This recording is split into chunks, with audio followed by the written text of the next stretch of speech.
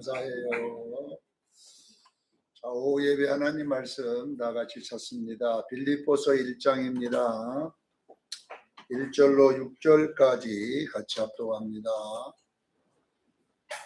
빌립보서 1장 1절로 6절까지 말씀 봅니다. 시작. 그리스도 예수의 종 바울과 디모데는 그리스도 예수 안에서 빌립보에 사는 모든 성도와 또한 감독자들과 집사들에게 편지합니다. 하나님 우리 아버지와 주 예수 그리스도로부터 은혜와 평강이 너희에게 있을지어다.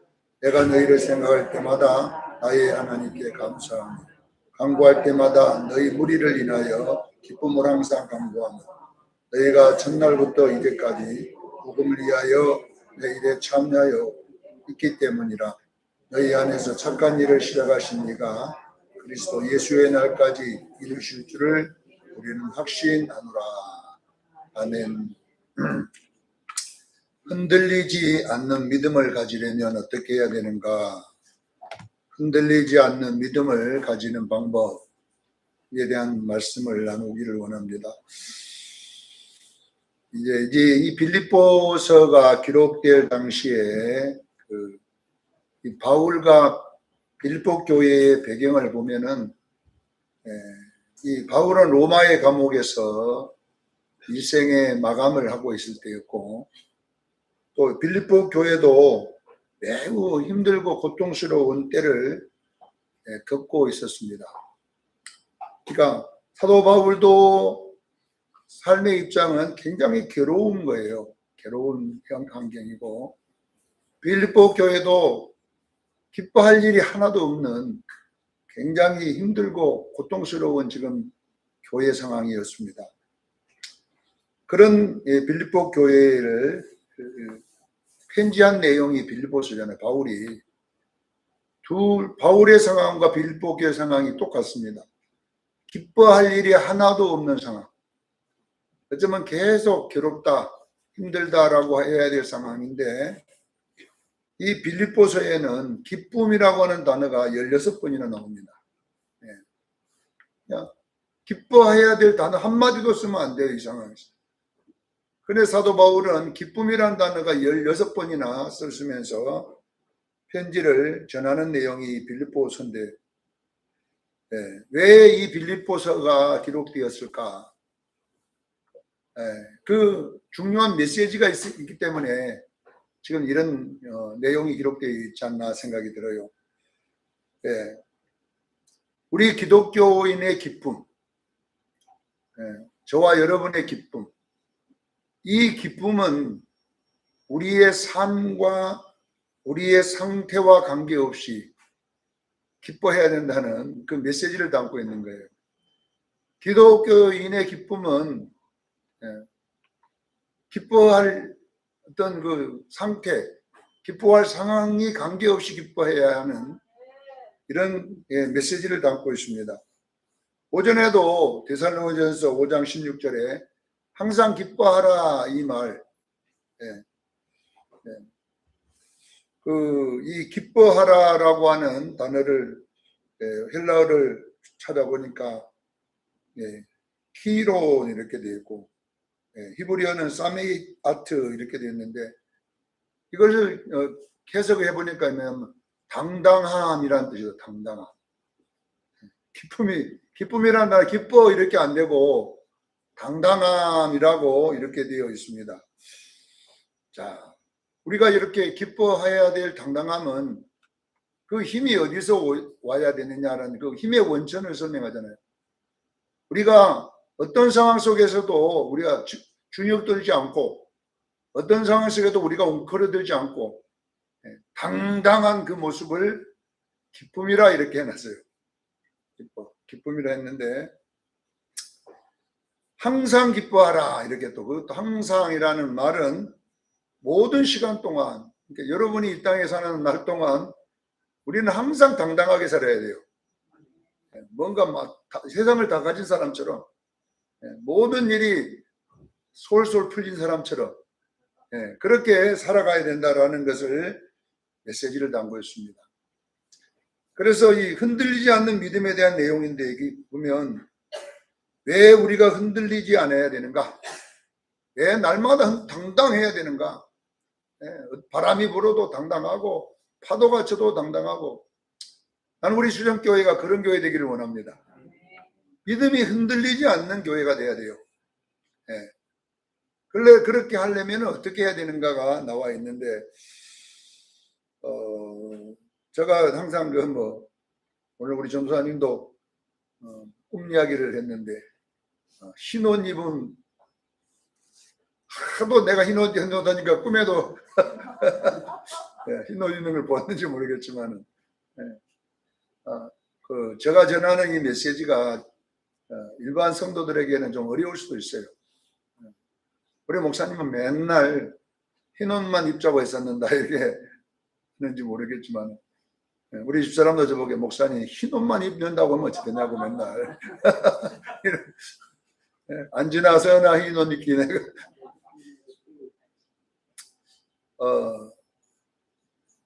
지금은 우리가 이 흰 옷이란 것이 여러분 용어가 많이 못 들어볼 거예요. 많은 목사님들이 별로 안 하는 설교이기 때문에 안 하는데, 제가 과거에 기도원을 한 10년 전라도 지방에 있을 때 이제 원장님하고 같이 동역하면서 했는데, 제가 그 기도원 그만두고 이제 부산에 목회를 하고 있을 텐데, 부산 교회를 청빙해 와서 어느 날 전화가 왔더라고요.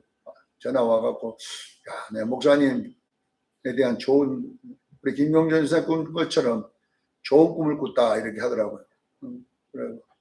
꿈 이야기를 해주시던데, 그 이야기가 뭐냐 그러면, 목사님이 심어놓은 그 벼들이 벼, 목사님 논의 벼는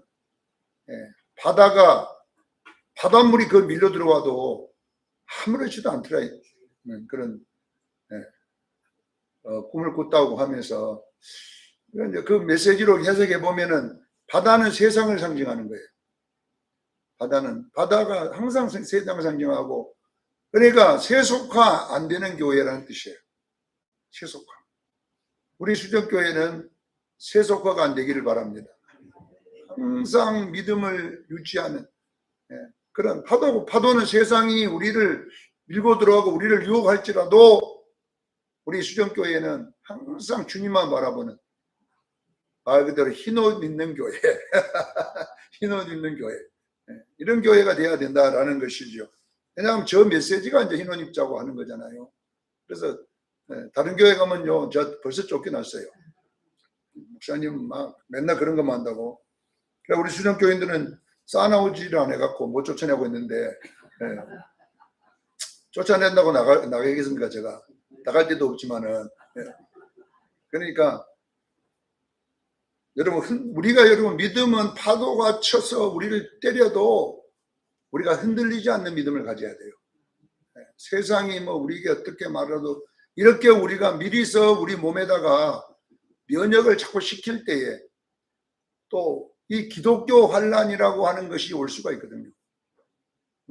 언제 올지는 모르겠지만, 내가 살아있을 때 올지 죽었을 때 올지 모르지만 성경에 환란이 온다 그러면 오는 거예요. 예수님께서 마태복음 3장 12절에 세례 요한이 예수님을 향하여 뭐라고 이야기하냐면은, 바로 내 뒤에 오시는 분은 손에 키를 들고 자기 타당마당을 정하게 하사 알곡은 모아 곡간에 들이고 쭉정이는 꺼지지 않는 불에 태우시느니라. 이렇게. 자, 여러분 잘 들어야 돼요. 알곡과 가라지는 차이가 좀 있습니다. 쭉정이와 가라지. 가라지는 우리가 시골 사람들은 그걸 보고 피라고 그래. 피. 우리 아버님이 야, 피 뽑으러 가자. 피 뽑으러 가자. 배 농사 지놓고 배 심어놓고 피 뽑으러 가자 이렇게 해요. 그러면 내가 갈 때 어릴 때 가보면 피가 피인지 변지 잘 몰라요. 근데 우리 아버님은 벼같이 생겼는데 피를 뽑아냈는데, 나는 아무리 봐도 피가 피인지 변지 잘 몰라요. 아직까지 펴지도 않았고 이제 이빨이만 있을 때니까.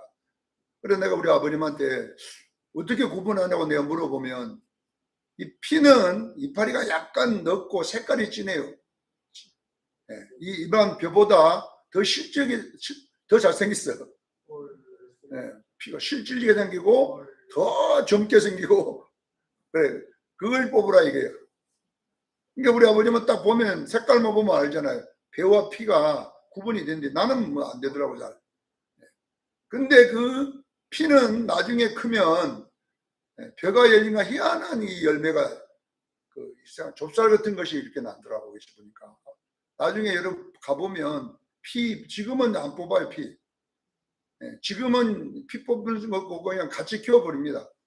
그럼 어떻게 하느냐? 이 탈곡할 때 트랙터가 탈곡할 때 구분해 갖고 딱 피는 피대로 뽑아내 버리는 거예요.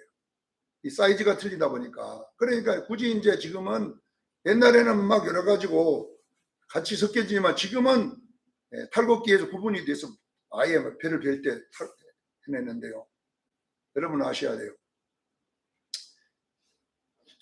자, 피는 가라지는 이단들이에요. 이단들은 자기들끼리 모이거든요. 신천지, 하나님의 교, 뭐 통일교, 뭐 안식교, 구원파 이런 사람들은 교인을 데려가 갖고 자기들끼리 모여 있어요. 그리고 자기들이 진리다고 하기 때문에 구분이 쉽습니다. 그리고 요즘은 신천지도 옛날에는 교회 안에 들어오면 신천지단 말을 안 했는데 요즘은 당당하게 신천지다 그러거든. 요즘은 또 완전히 그들이요 신천지 팍 붙잡고 돌아다녀요. 그러니까 이제 구분이 확실히 됩니다. 그러니까 가라지는 마귀가 뿌려놓은 가라지는 금방 구분이 되는데 문제가 뭐냐 그러면 이 쭉정이가 문제.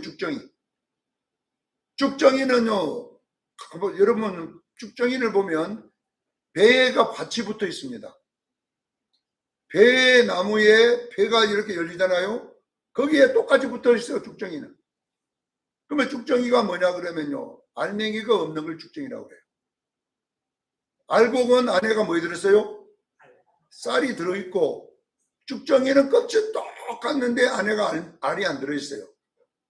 그래서 이것을 가리는 방법이 뭐냐 그러면요 챙이로 바람을 이렇게 불어가지고 알곡은 안으로 쭉정이는 불어내버리는 거예요.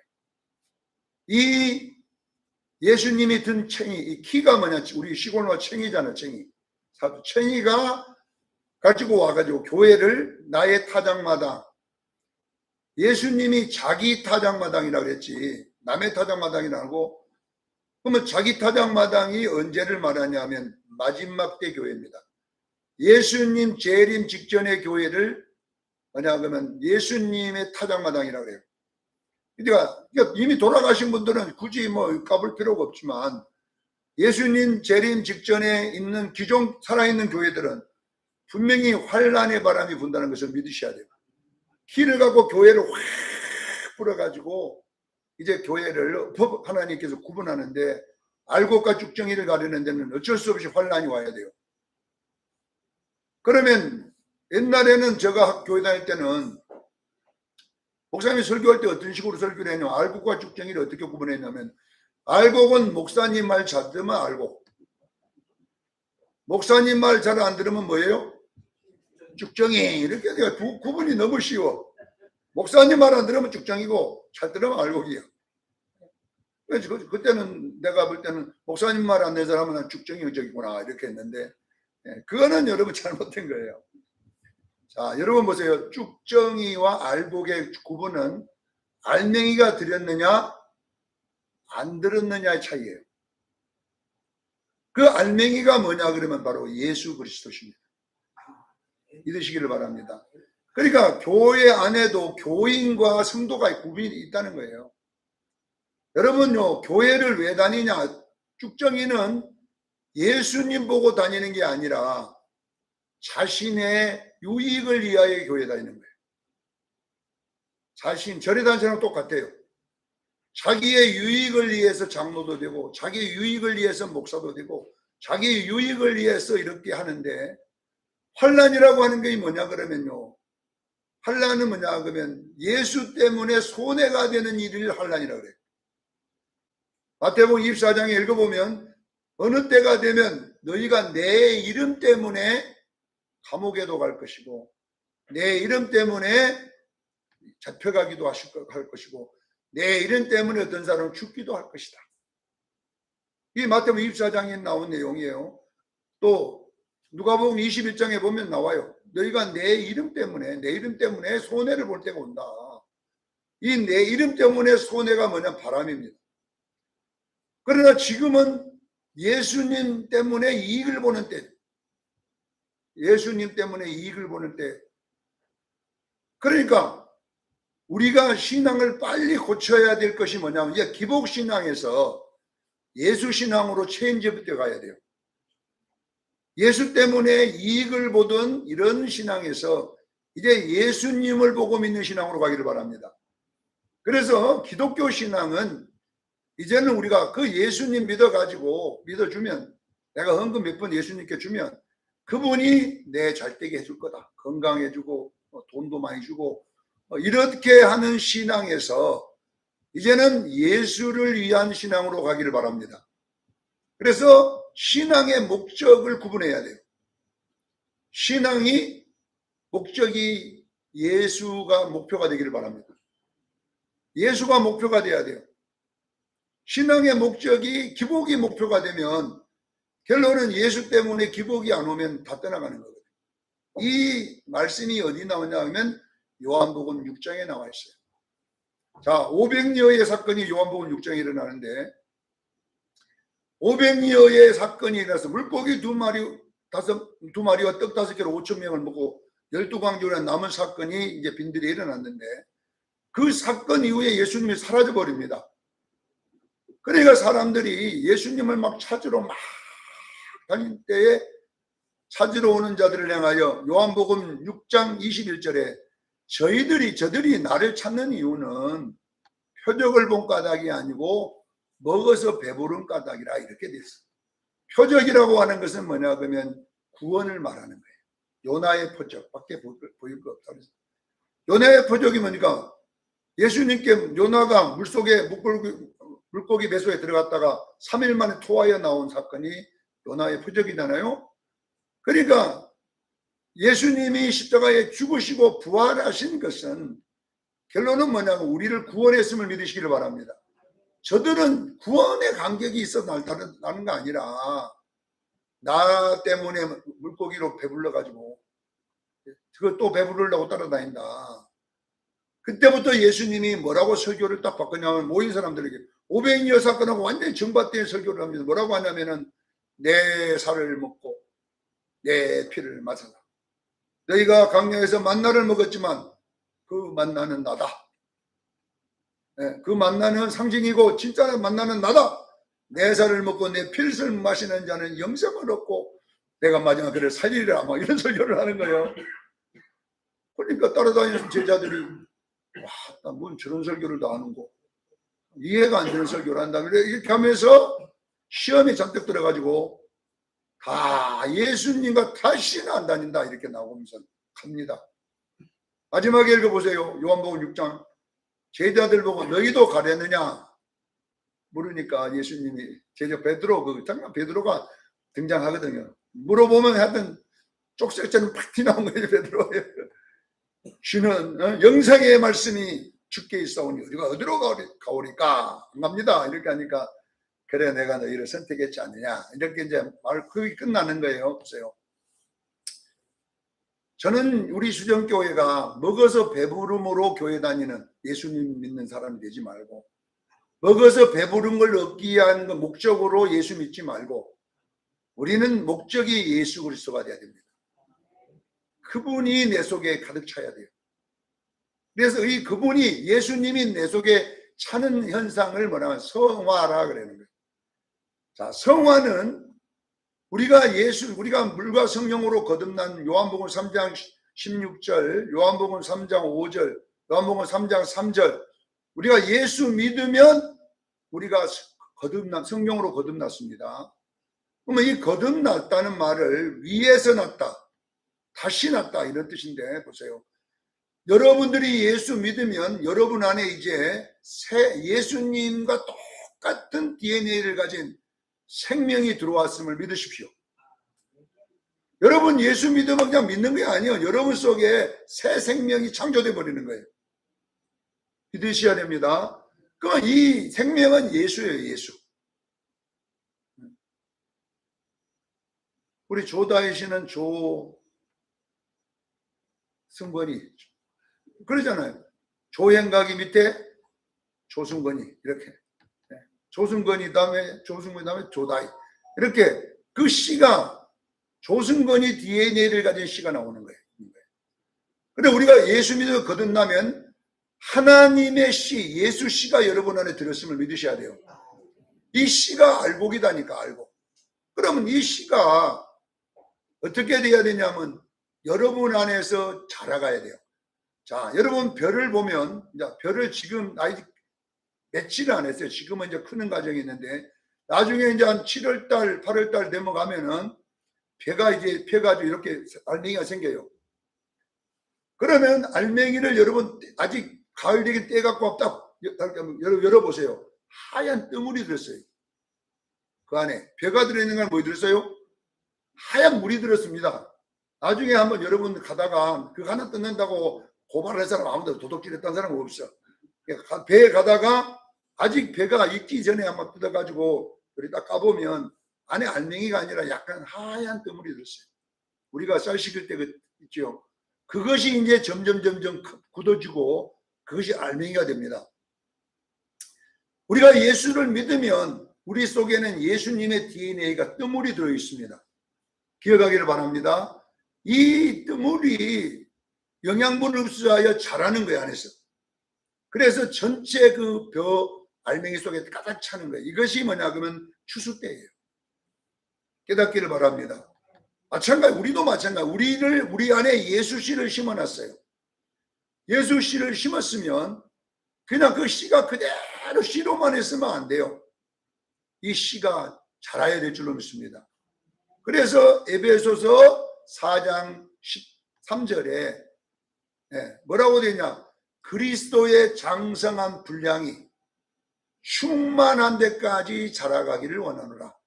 이 말은 뭐냐면 우리 속에 있는 예수가 우리 속에 가득 차라는 거예요.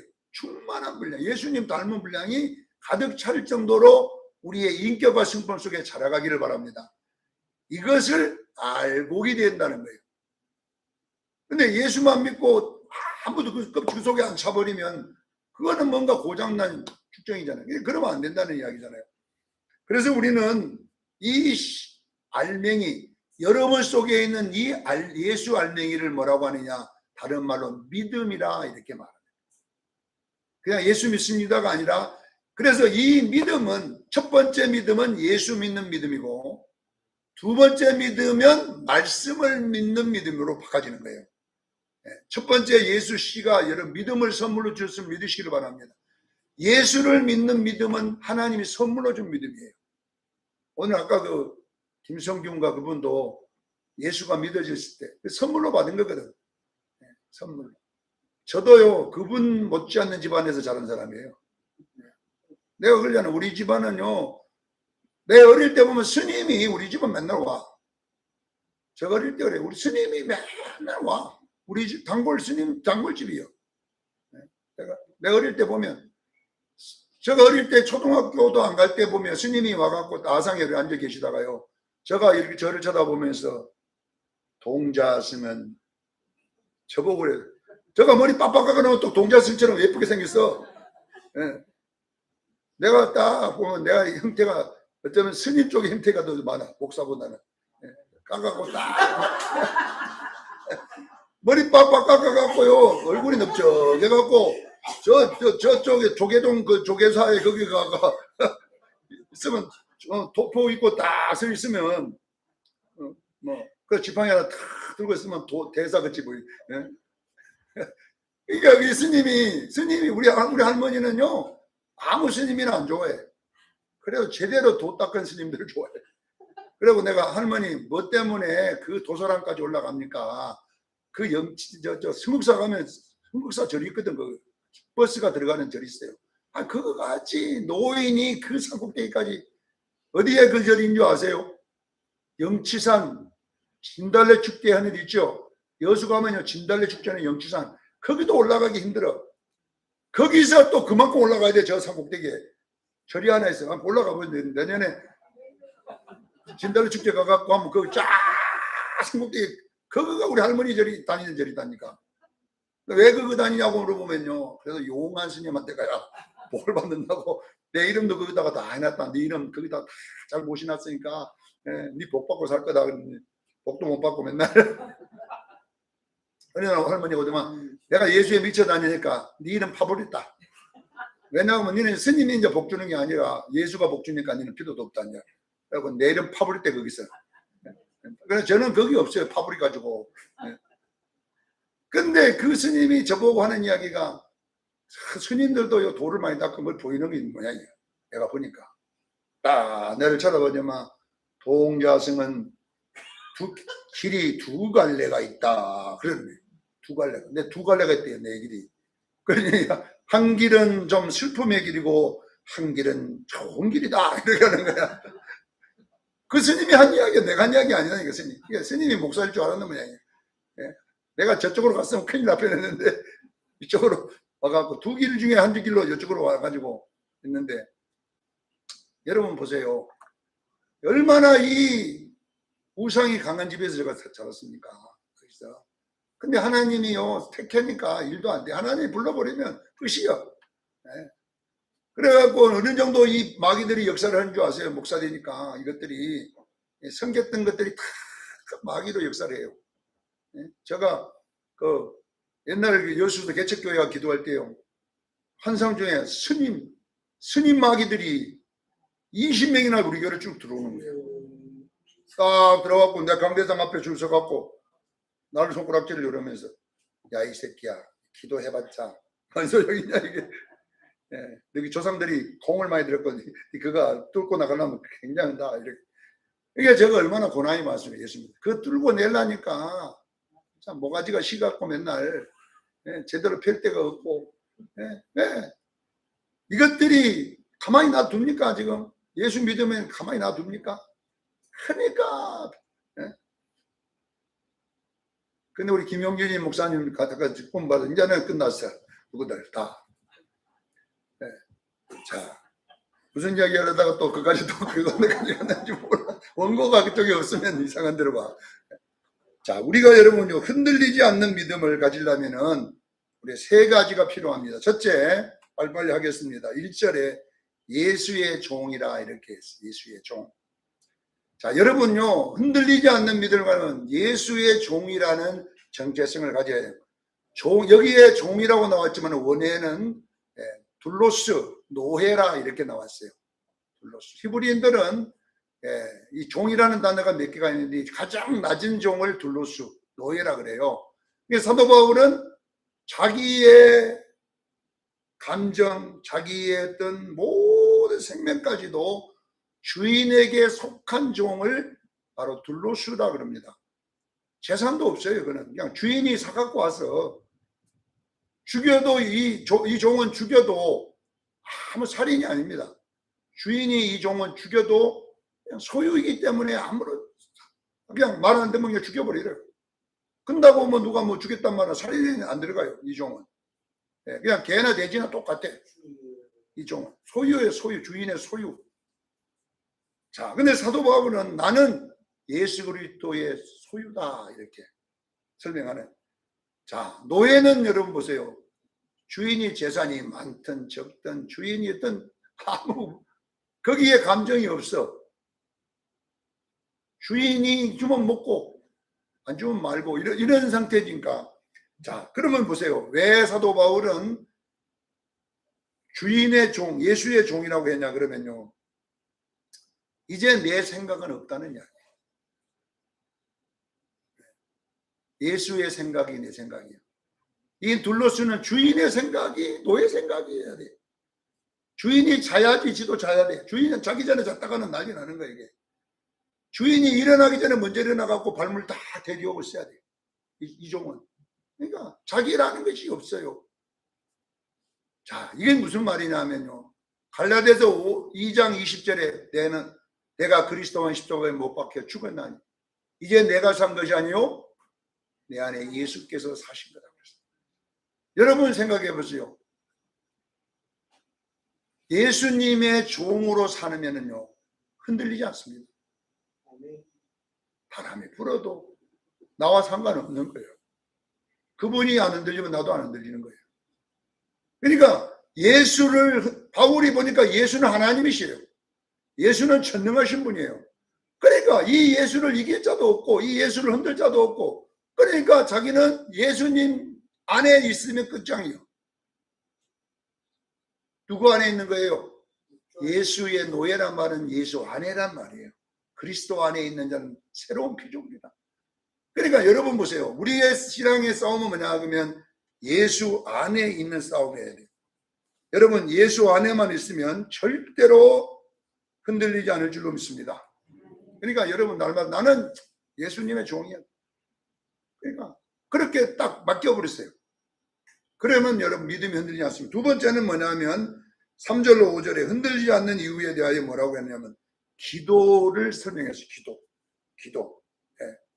내가 너희를 생각하면 하나님께 감사하며 기쁨을 항상 간구하면, 자, 이 기도라고 하는 것은 뭐냐면 무슨 말이냐? 기도라고 하는 것은 여기 사도 바울은 기도 그냥 감사 이렇게 그냥 때려버립니다.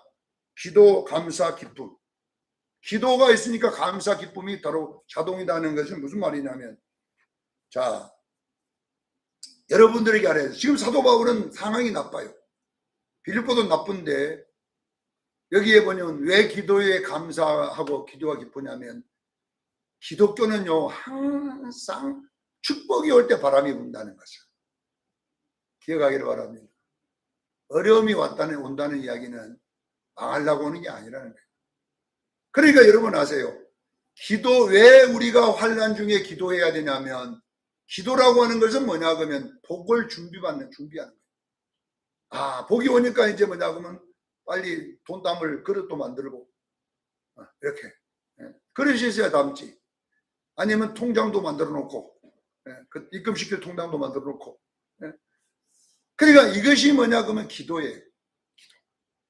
자, 여러분요 바람이 막 강하게 불수록 복은 뭐죠? 더 많이 와요. 그러니까 기도를 더 많이 해야 돼요. 그래서 그게 만들어니까 기도는 뭐냐? 축복을 담는 그릇입니다. 기도. 그러니까 환난이 올 때에 여러분 근심하지 말고 흔들리지 말고 기도하는 여러분 되기를 바랍니다. 네. 그러니까 기도가 왜 하는지를 몰라요, 여러분들은. 네. 환난 보면 집에서 가만히 누워하고 있으라는 게 아니에요. 아, 그릇을 준비하라는 거예요. 좋은 일이 일어나기 때문에 그릇을 준비하기를 제가 축원합니다. 그러니까 흔들리지 않았다 이 말을 지금 하고 있는 것입니다. 자, 세 번째, 하지만 우리가 너무 잘 쓰는 거잖아요. 로마서 8장 28절 6절 말씀이 똑같은 말씀이에요. 모든 것이 합력하여 선을 이루는 믿음이다 이렇게 나와 있습니다. 착한 일을 시작하신 이가 너희 안에서 착한 일을, 그러니까 이 착한 일을 누가 하냐면 하나님이 시작했어요. 그러니까 착한 일을 시작하면 마지막 때는 다 이루어진다는 거잖아요. 이거예요. 그러니까 내 인생에 하나님이 시작을 해버리면 그건 답입니다. 흔들리지 마세요.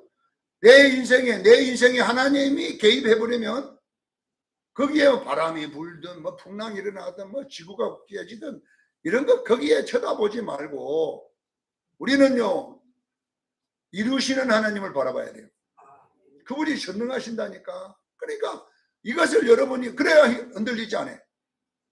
네, 안 무너집니다. 지금 로마 감옥에 있던 바울, 그리고 최고 어려운 빌립보 교회가 기쁨이라는 단어를 16번이나 쓰면서 흔들리지 않는 이유에 대해 설명합니다. 왜 흔들리지 않아요?